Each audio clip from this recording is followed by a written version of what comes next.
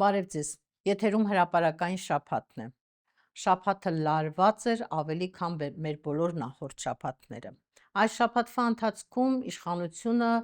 խախտեց ևս մի կարմիր գիծ, գրող կազմակերպեց կարելի ասել մայրաթորի եւ մեր հոգեվորականների նկատմամբ։ Իհարկե թիրախում առաջին հերթին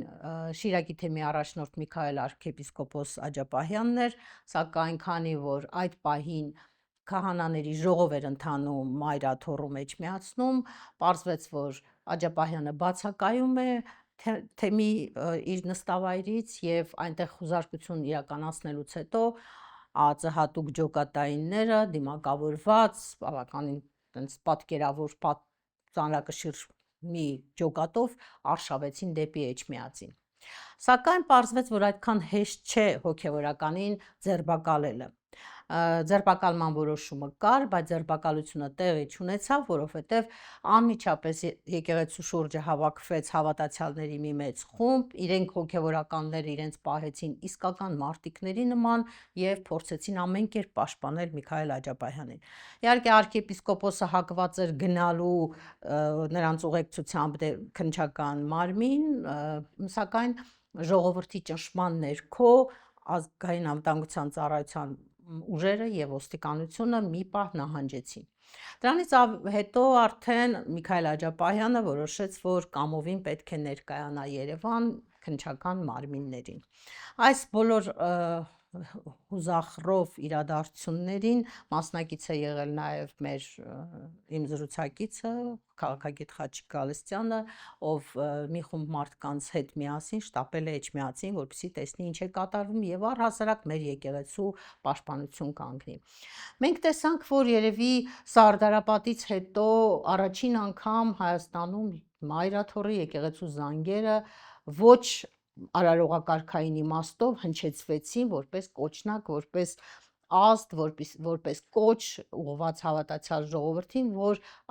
այսպիսի բան է կատարվում, հա, եկեղեցու նկատմամբ կա մի ոտնձգություն, որին պետք է ժողովուրդը նաև արձագանքի։ Քո կարծիքով համարժեք էր արձագանքը։ Ֆանտաստիկ խառը զգացմունքներ էին ինձ պատել, երբ որ ես Էջմիածնում եմ, որովհետև ես չգիտեմ Լենգ Թեմուրի ժամանակներում չեմ ապրել, բոլշևիկյան ժամանակներում չեմ ապրել, բայց 21-րդ դարում, երբ որ քո աչքերով տեսնում ես, թե ինչպես են ԱԱԾ հատուկ ջոկատայինները հարձակվում սրբության սրբոց Էջմիածին եւ փորձում են դռները ջարդելով ներս մտնել, երբ մի կողմը նայում է լուսապսակ Արարատն է, այդպես ջինջ ու վճիտ ես Արարատը չէի տեսել։ Եկեղեցու զանգերի ղողանջը, ինչպես է մայրը կանչում իր զավակներին օգնության ճիչով ու փառք Աստծո։ Ես խոնարհում եմ, ինչպես շատ ճիշտ նշեցիր։ Փառք ու պատիվ են հոգևորականներին, որոնք իրենց ծառայությունը այսօր Էջմիածնում իրականացնում են։ Փառք ու պատիվ են երիտասարդներին, որ գալու են մեծերին փոխարինելու, որովհետև իսկապես կարելի է եւ այն աղոթքները, այն խոսքերը, որ ես ուղղակի մի կողմից խռոված ես, որ դու ականատես ես տեսնում, որ մի կողմից մի հատ խելագարի ցուցումով մարդիկ նույնիսկ իրենց հավատքը ուրանալով առիթ եղավ ոստիկանների հետ զրուցելու, նայում ես դեմքներին, գլխիկորեն բոլորը, իրանք հասկանում, իրանք վզին այդ խաչը կրում են, իրանք բացատրում ես, ասում ես, հարգելիս երեխայիդ կնքել ես, չէ, դու մկրտված ես, հարսանիքն արել ես, կնունքն արել ես, այդ բոլորը օծել ես, այս Էջմիածնի վեհափառի օծած խաչով, մերոնով, ու դու հիմա այդ մերոնի դեմ ես եղել, հասկանում ես, դա անձի դեմ կռիվ չի, դու եկել ես հաստատության դռներ ես ուզում ջարդել։ Եվ գիտես, մարդիկ կային, որ նույնիսկ իրավական առումով վերլուծում էին եւ ասում էին, լավ, ինչ իմաստ ուներ նման շոու կազմակերպելը։ Կարելի էր ծանոթություն ուղարկել, չգիտեմ, հայտարարել, որ հրավիրում ենք Միքայել Աջապահյանին քննչական մարմին, մարդու քայլ, փոքրոգի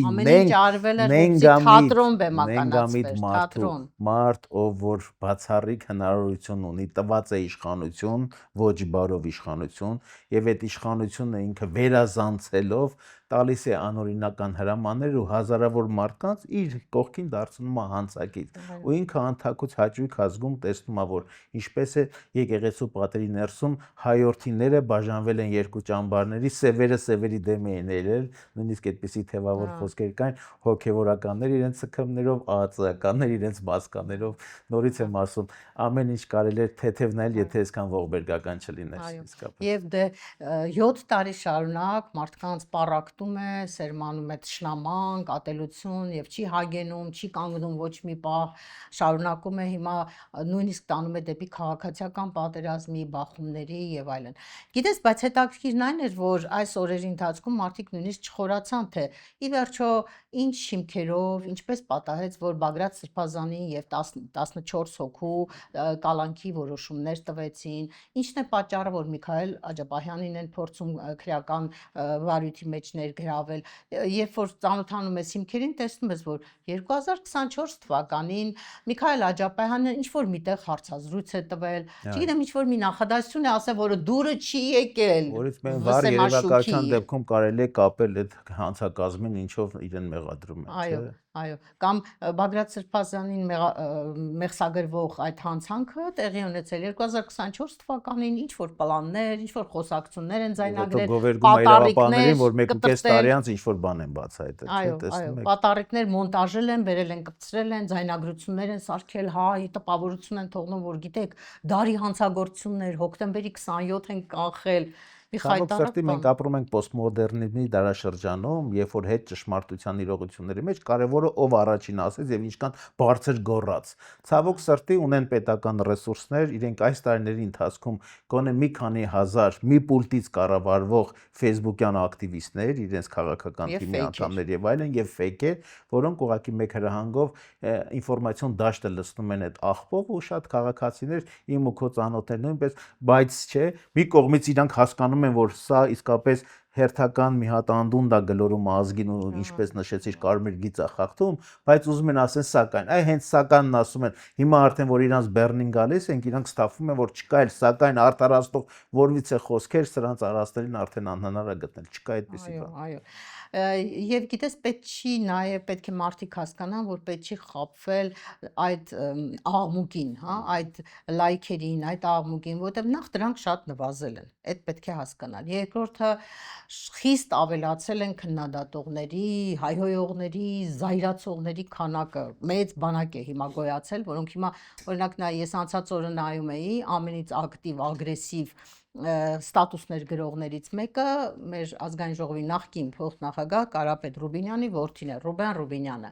ով զերծ չի մնում նույնիսկ Լևոն Տեր-Պետրոսյանի դեմ ինչ որ բան գրելուց, այս արշավին մասնակցելուց, բայց տակը իր գրածի տակ ինչքան հայոյանքներ, ինչքան լուտանքներ իրենց հասցեին։ Եվ գիտես, երբ որ տեսնում ես, որ մոբիլիզացրել են ամբողջ քաղաքացիական պայմանագրի ուժերը, բոլոր պաշտոնյաների վրա դրված է պարտականություն, պլան, այսպես ասած, որ պիտի ստատուս գրեք։ Այդ նշանակում է, որ իրենց դիրքերը թույլ են։ Իրենց հույսը մնացել են այդ մի խումբ մարդիկ։ Ինչով ենք մենք գոհանում, մենք ինչով ենք գոհանում, որ տեսել իրանց վիճակը օրհասական է, բայց մենք էլի մեր ամբողջ էներգիան պարպում ենք, երբ որ ես H-վացնից եկա, տեսեք, ոչ այնքան ֆիզիկական ցավ ես ապրում, որքան հոգեբանական հարված, այդ տրավմատիկ շոկը ես մինչև հիմա ուշքի չեմ գալիս, թե ոնց կարելի է ես դա իմ աչքերով եմ այդ ամենը տեսնում, հա, ու իմ նման հազարավորները ուղղակի մոլորված հոտ է, երբ որ մոլորված մարդիկ, բայց հավատով լեցուն։ Մի բան ուրախացնող է, որ այո, մեր մեջ դեռ այդ կայծ իսկապես կա այդ հավատի համար, հանուն հավատի պայքար, եկեղեցու կողքին կանգնելը, վեր ամեն ինչից, պարկասրած կուսակցական դրոշակներ, խոնարհած կուսակցական քաղաքական ինչ-որ ճղճիմ ամբիցիաներ, ուղղակի հավաքվել եկեղեցու կողքին, բայց ես խնդրում եմ հետևողականություն, որովհետև մեր եկեղեցին էլ կարող է քրիստոնեական հեզությամբ ինչ-որ պահ ասի լավ, երևի բավ էր, սրանք սրանով կսասվեն, չեն սասվելու, հիշեք խոսքերս, սրանք միայն կոշտ բռնի բիրտ ուժին են խոնարհվում, եկեք ուղղակի մենք իսկապես շարունակ լինենք հետևողական, յուրաքանչյուր սրանց քայլ, այ հիշում ես, չէ՞, մենք կանխատեսում ենք վիրտուալից սրանք մի օր կանցնենք հողի վրա գործողությունների, անցան հողի վրա գործողությունների, առայժմ կարողանում ենք մռութներին հասցնել եւ առնվազն մի քանի անգամ, երբ որ Սրբազանին փորձեցին տանել ուժայինները չկարողացան այդ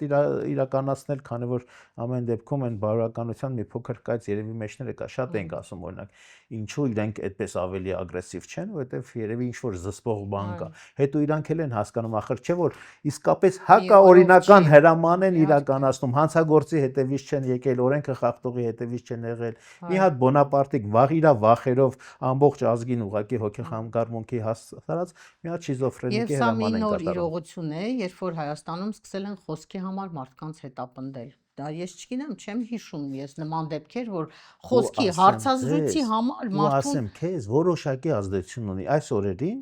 երբ որ բռնեցին Սամվել Կարապետյանին, հետապնդում են եկեղեցու բարձրաստիճան հոգևորականներին, շարքային շատ քաղաքացիների վրա դա բացասաբար է ազդում։ Մարդիկ սկսել են էլի լռել, այդ վախի, տոտալ վախի մթնոլորտը, որ նա փորձում է սերմանել, ինչ որ մարդկանց երևի ազդել է։ Խնդրում եմ իմ սիրելի համերկրացիներ, համաքաղաքացիներ, մի վախեցեք, չի կարելի, սա ինչպես տա աստված իրանց վերջի ճիգնա, չէ, ցայտնոտային իրավիճակը հասկանալի է, չէ, մենք ուղակի կանգնած ենք մեր հավատքի համար, մեր ինքնասիրության համար։ Ես ինչ չէի ների ամբողջ կյանքում, եթե ֆիզիկապես այդտեղ չլինեի, ես իմ պարտքը կատարեցի, ու իմ նման թող հազարները ուղղակի իրենց պարտքը լուռ ու երբեմն առանց խոսքի, առանց ավելորդ էմոցիաների, առանց ավելորդ ինչ-որ բան, ուղղակի գնալ եւ կանգնել քո տեղում, քեզ հատկացված վայրում։ Ցույց տալ, որ այդպես հեշտ չի լինելու Հայաստանի ոչ բռնի դիմադրության մեջ լռության դիմադրություններ են եղել, որ լռությամբ ենք մենք քարերը ջարդել ու պատնեշները վերացվել, այնպես որ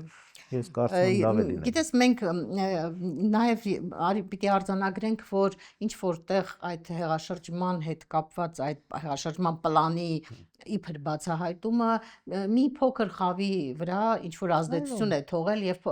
փորձում են դրա վրա նաև քաղաքական դիվիդենդներ շահել իշխանությունը, որ տեսեք, այսպեսի մի հատ ահաբեկչություն էին ծրագրում, որը ով է որոշել, ով է պիտակավորել, որ արդեն ահաբեկչություն եղած է, ապացուցված է, չէ որ իրենց ջատագոված ժողովրդավարությունը յուրաքանչյուր մարդուն, նույնիսկ ամենավերջին սրիկային դատարանում պաշտպանության իրավունք է տալիս, անմեղության անկանխավարկածով են առաջնորդվում, իսկ սրանք իրենց Բոնապարտիկը վերդիկտը տվել է ահաբեկությունը ու բոլորը նույն տեքստով, ահաբեկչություններ, պետության դեմ էր, այսպես մենք ենք մեր պետությունը դու ես, որ պետության հացը ձրի ուտում եք, այդ ձրիակերներ, դուք եք պետությունը։ Տես մեր քաղաքագետ Արմեն Բադալյանը հետաքրքիր միտք է ասել մեր հետ հարցազրույցում, ասում է միշտ իմացեք, որ հեղաշրջումների իրագործման պլան ոչ ոք կյանքում չի գրում։ Նման պլաններ ասում մարդկանց գլխում է լինում։ Այն ինչ որ թղթի վրա գրվել է, արդեն դա երևում է, որ պլան չի։ Իսկ մի հետաքրքիր բան էլ ասեմ, մենք հիշում ենք, չէ, վերջին անգամ երբ է Հայաստանը այսպեսի մի հատ իրավիճակում եղել, դա երևի 16 թվականն էր, երբ որ մի խումբ մարդիկ ՊՊՑ գունդը գրավեցին, Սասնա ծռերը։ Դասական ահաբեկչական գործողություն գրավեցին, մի հատ հսկա զինապահեստ, մարդկանց պատանդ վերցրեցին, զոհեր եղան ոստիկանների շարքում եւ նույնիսկ այդ ժամանակ ես հիշում եմ, մենք աշխատում էր մեր հրապարակորաթերթը, նույնիսկ այդ ժամանակ մենք շատ խիստ չէինք դատապարտում այդ մարդկանց, մտածում էինք, որ դա ինչ որտեղ քաղաքական պայքարի շարունակություն է, իշխանության դեմ եւ այլն եւ այլն։ Հիմա նայ, ուրեմն զրուցել ենք Արա Պապյանի հետ, որը Սասնա ծռերի հիմա անդամն է, այդ ժողովրդավարական բևեռ, այո, անդամն է։ Եվ տես ինչ է ասում, ասում է նույնիսկ շատ որ ուզենանք էլ, ասում է համեմատենք Սասնա ծռերի հետ, նույնիսկ ասում է այն ժամանակ Սասնա ծռերին ահաբեկչության մեղադրանք չի առաջադրվել, գիտես։ Առաջադրվել է շենք շինություններ զավթելու մեղադրանք, որը շատ ավելի մեղմ է, քան ահաբեկչությունը։ Իսկ այս դեպքում, Բագրատ Սրբազանի դեպքում ունենք ընդհանրեն ինչ որ գրած թղթեր, դասական քաղաքացիական անհնազանդության մեթոդիշկաներ են, որ պայքարի դրսևորում։ 5 տարի փողոցում պայքարել ենք սրանց դեմ, պարզ է, չէ, որ փողոց փակելուց պետքա պլանավորես, հա, այդ ֆակելները վառելուց պետքա ինչ որ գործողություններ պլանավորես։ Հետո գիտես 18-ից հետո փողոց փակելը, ճանապարհ փակելը, չգիտեմ, մեքենա վառելը եւ այլն, այդ իրենց գործառույթն է եղել, իրենց գործիքներն է եղել։ Հա, հետեւաբար տեսեք, այո, այսօր ես պետք է արձանագրեմ, որ պետական ամենաբարձր մակարդակով Հայաստանում տեղի ունենում պետական ահաբեկչություն,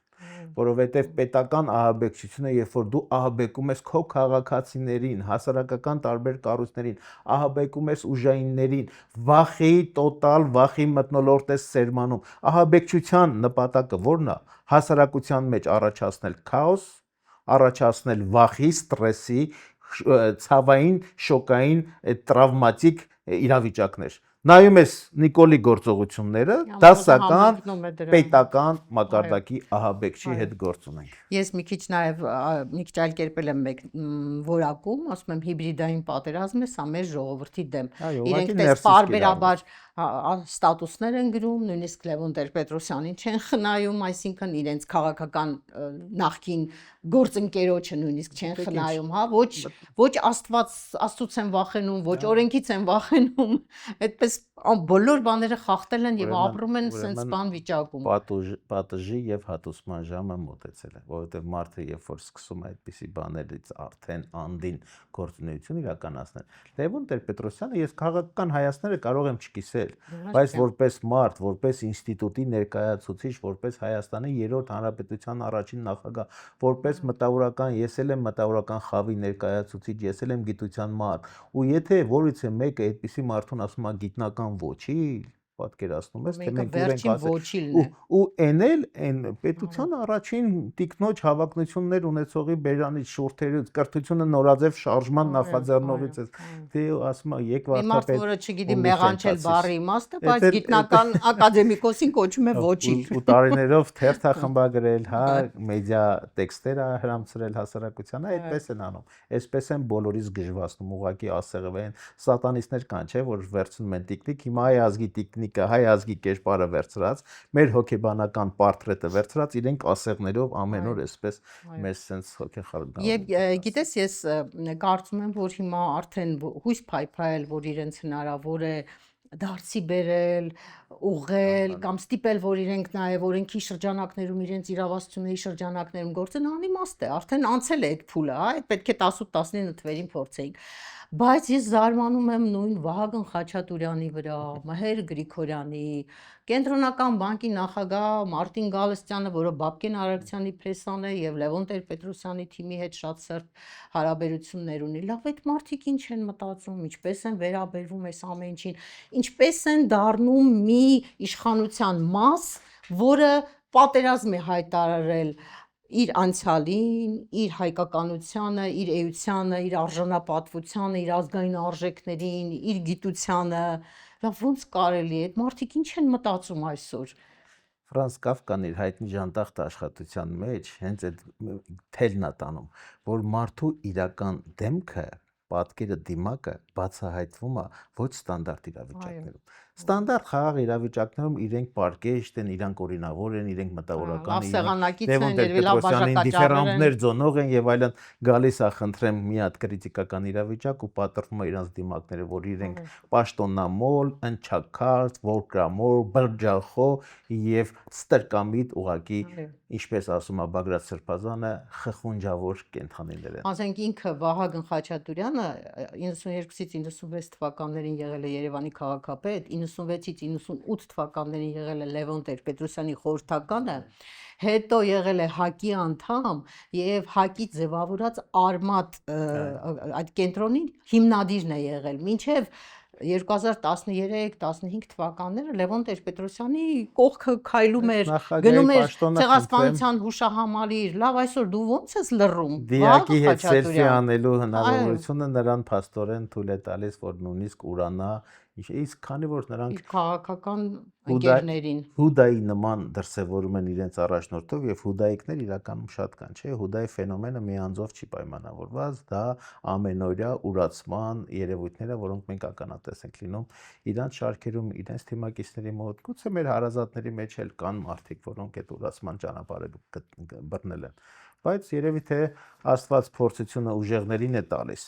Ես նորից եմ ասում, այո, մենք միգուցե շատ ենք հեռացել, ամեն ինչ թվում էր թե այսպես պետք է լինի, կոմֆորտի զոնաներ ենք ստեղծել, եկեղեցին իր համար էր կոմֆորտի զոնաներ ստեղծել, քաղաքացիները մենք հավատավոր ժողովուրդս մտածում ենք, որ դե Կիրակի օրը մի հատ մոմ վառելով բավական է, մենք մեր քրիստոնեական արմատները շարունակում ենք, հետո հայտնվեցինք մի մեծ մարտահրավերի առջև, սա բոլորից մեծ դաս է։ Եկեղեցուն է դաս, որ եկեղեցին այսուհետ իր հավատավոր հոտի հետ ամենօրյա աշխատանք պետք է անի։ Ես խնդրում եմ, հորդորում եմ, դրա սոցիոլոգիական տվյալներն էլ ես ունեմ, որ հասարակ հայ ժողովուրդը, մեր հավատավորները իրենք կարիք ունեն, որ եկեղեցին ավելի շատ հաստատությունից գա դեպի մարդկանց տներ, մեր տներ պետք է լինի։ Մենք ավելի շատ ամենօրյա աստվածաշրջան ընթերցանությամբ, հավատքի մեջ խորանալով, մեր ամենօրյա կենսակերպով էլ մենք պետք է ապացուցենք, որքանով ենք մենք մեր քրիստոնեական Եվ պետք է նաև արժեհամակարգին գիտակցենք, որ յուրաքանչյուր ապօրինի քայլ չի ավարտվելու այդ կետում։ Ինքը Իհարկե, շարունակելու է։ որևիցե Հաջորդ սրբազաններն են լինելու, հաջորդ գործարարներն են լինելու, որևիցե թիրախում։ տորմուզ